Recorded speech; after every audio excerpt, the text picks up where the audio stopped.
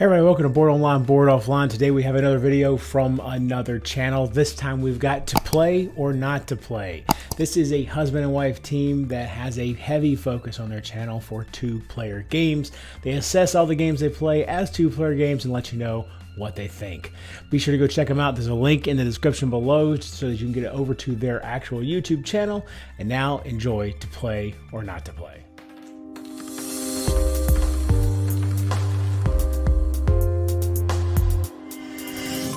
Hi, I'm Tim. I'm Lizzie. And we are To Play Or Not. To Play, a show about board games for two players. Whose tastes may differ.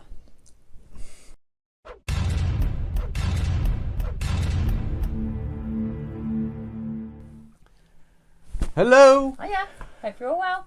Today we are looking at Barenpark. Barenpark. 2 to 4 players. Obviously we're looking at it as a 2. Barenpark, by the way, is Bear Park. Bear Park. But they've named it in German for some reason. By Mayfair Games. Now, me having a nickname as Bear, Bear.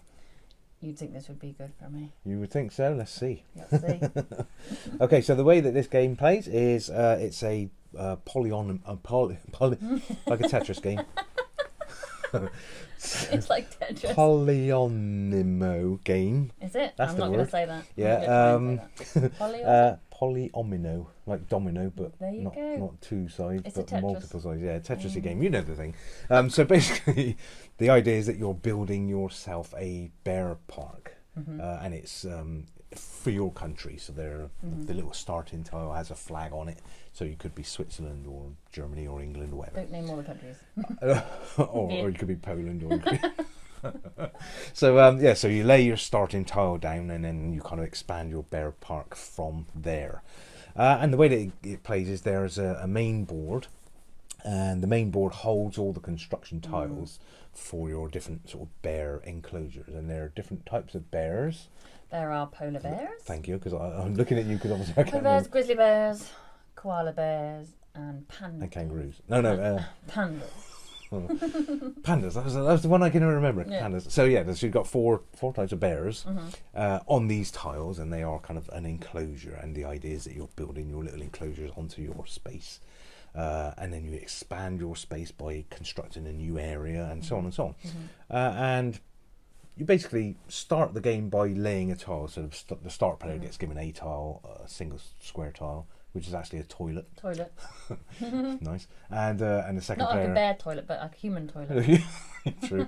And the second player gets a 2 sort of spot. I think that's a playground. No, it's a playground, yeah. So So the first bear parks need like toilets. And playground. Playgrounds. But so the first person lays their tile anywhere they like on the board, and the idea is that you cover one of the little icons. So there are 3 or 4 different icons. There's a wheelbarrow which speaks to the left-hand most section of the board, those tiles, and then there's a white mixer truck. We're speaking English terms here from the UK, by the way. So I think mixer truck a real? a cement mixer in the Cement UK, mixer, but yeah. probably in the US, if you're watching this from the tell us what US, it is. it's going to be like a dump truck or something. Isn't it? I don't But it's probably a Cement. cement truck or something. Isn't it? But anyway, and then the third icon is like a big digger, so an orange digger, so like a JCB. Americans, tell us what it is. And that speaks to the rightmost sections of the board where the most points are really on the tiles. But they're also harder shapes to place. They are more difficult to So they're bigger shapes and harder shapes, but they're worth more points. So each tile you lay is either just a tile with something on it but no points, or it's a points tile. So you obviously want to go for the points tiles. And so if you lay a tile, so your first tile that you'd lay, if you were going first, for instance, you'd lay your single tile, and hopefully you lay it on a green wheelbarrow, and you take a next tile, which you then put in your supply ready to play again. The next turn, yeah. And that's pretty much the way the game plays. I then lay my tile and take a tile ready for next go. Then you lay the tile that you've taken last go. Sometimes you could land on 2 icons, so you get 2 tiles. You can spread across a couple. So you can expand. Yeah, hence taking the bigger tiles, you can actually cover more of the icons on your little board. That then enables you to take something more powerful.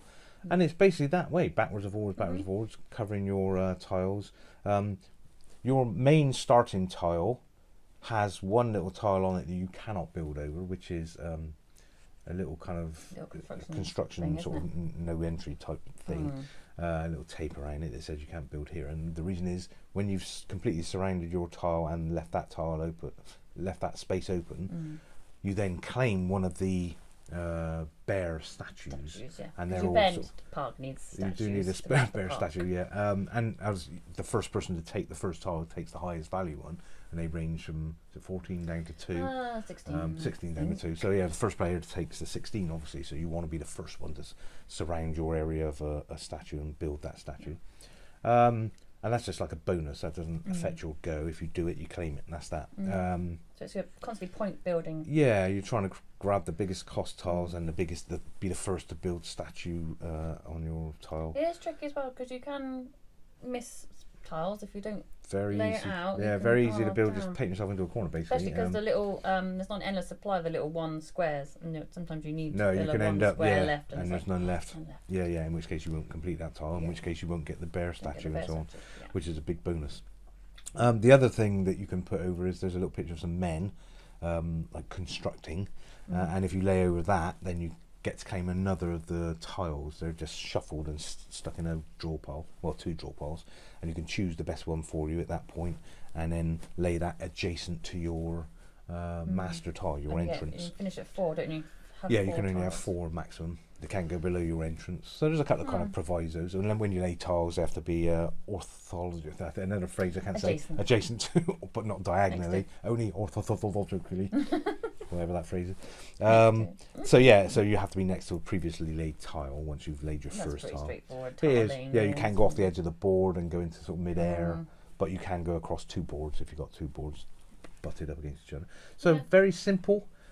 Fairly quick. I mean, it says 30 to 45. I think is that long. I mean, I don't think. We probably get ours done in 10-15 minutes almost. Yeah, they're quite well. A 2-player game. That's the point. I guess if it's a 4-player game, it might last a bit longer. It's also like an advanced bit of the game. There is, there comes with some. We never play with it. People say that you should play with it, and we should eventually play with it. We played so many games. It might make it a bit more tricksy actually, because it's not tricksy, but it makes you think a bit more about what you're taking. There's like individual objectives to get. Yeah, if you get 3 panda enclosures next to each other, for instance, I think they got to be next to each other, then you would get some. You claim that kind of more points. That point.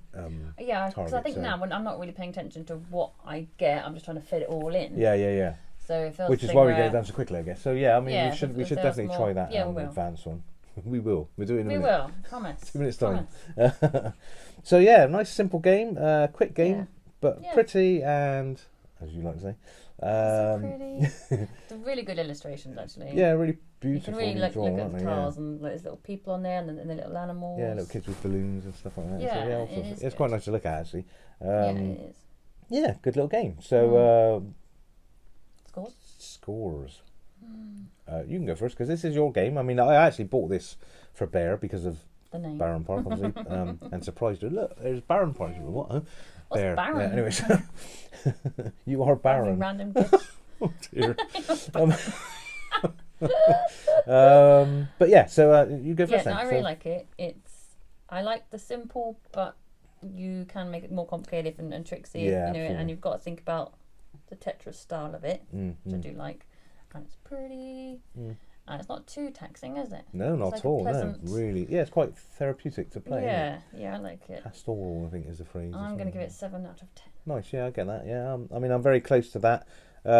There's no reason to not score it fairly high, apart from the fact it's fairly simple. It's not an in-depth game. No, like, it's you kind don't of get stuck throwaway into it, and like with the mystery that I like. So that's why it's 7, not. And it feels like a bit of a filler game. Maybe a game you start the night with or end the night with, rather than spend the night playing. Because you can play a couple of games in a row. Good for a holiday game, actually. Yeah, absolutely. Yeah.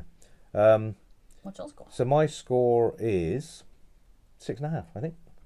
Oh, just a bit down from me. Yeah. Just well, I mean, I like it almost as much as you, but I think you're slightly more above me. So 13.5 all in. I mean, there are a couple of things to say about this game. Really, the insert that you pack away the game with is a little bit annoying. In fact, you can probably see we literally can't shut the box once you. So very strange. People say throw it away, but I'm very dodgy about throwing things away. There's one rule actually that I don't particularly understand. This is the other thing I was going to say about it. The rules say when there's a tied score at the end, which happens fairly regularly. Weirdly, you wouldn't think so, but no. You as I say, when you collect tiles and put them in a supply, they're there for your next turns. And we've played it where you have a supply that you don't actually use. Yeah. And when there's a tie, if there's any scores on those tiles, they will make you win the the one with the most score in their unused supply wins. Whereas to me, that should be your. You would think they should come off your score. Yeah, you've not used them. That's right. Yeah. But the converse argument to that is that for instance, if I had a 4 in my supply and I used all mine up, I've stopped you getting that 4 when I've taken it off the master board. I see it as you haven't been able to use it. Yeah. I should think. Well, it should. Most games, I think, if you've got a supply left over, you get it detrimental, don't you? Yeah, I agree. Yeah. So I'm not sure about that. It is a bit weird that they do that, and obviously the reason she's saying this is obviously a lot of the time we have ties and I win because of that rule. So I'm not happy about it. And it's because, and that is the reason is when you take a tile from say the orange or the white or the orange or the white, not the green necessarily, but you can take lower down as well. So if you get the allowance from the most powerful, which is orange, you can then take a white or a green. Or if you get them to take a white, you can take a white or a green. If you take a green, obviously you just take a green.